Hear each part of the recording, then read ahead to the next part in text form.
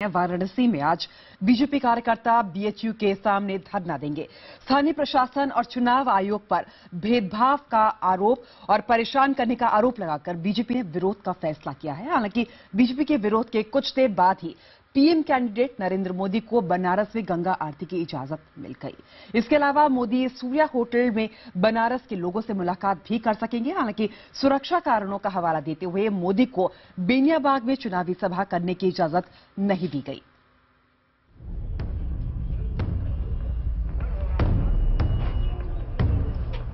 नौ में से 8 चरणों के मतदान के बाद अब पूरे देश की नजर काशी पर है। बीजेपी के पीएम पद के उम्मीदवार नरेंद्र मोदी यहां से चुनाव मैदान में हैं। उनकी हर गतिविधि में रणनीति देखने वालों को अब पर्याप्त मसाला मिलेगा। इसकी शुरुआत हो चुकी है। काफी असमंजस के बाद नरेंद्र मोदी को प्रशासन ने 5 में से 4 कार्यक्रमों में हिस्सा लेने की इजाजत दे दी है। मोदी को वाराणसी में गंगा आरती की इजाजत मिल गई है। इसके अलावा होटल में वह वाराणसी के लोगों से मुलाकात कर सकेंगे। उन्हें होटल सूर्या में 150 लोगों से मुलाकात की इजाजत दी गई है। गंगा आरती था और दूसरा सूर्या होटल में जनसभा 150 लोगों के साथ उनको एड्रेस करने की। गंगा आरती जी। बेनियाबाग की किन वजहों से कैंसिल की गई? बेनियाबाग में सिक्योरिटी इश्यूज थे। बेनियाबाग में रैली की इजाजत नहीं मिलने की वजह सुरक्षा को बताया जा रहा है, लेकिन बीजेपी को यह दलील हजम नहीं हो रही।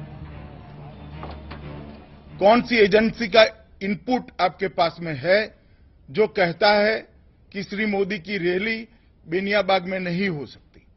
अगर इस तरह का कोई रिपोर्ट है तो डिस्ट्रिक्ट मजिस्ट्रेट उस रिपोर्ट को सार्वजनिक करे।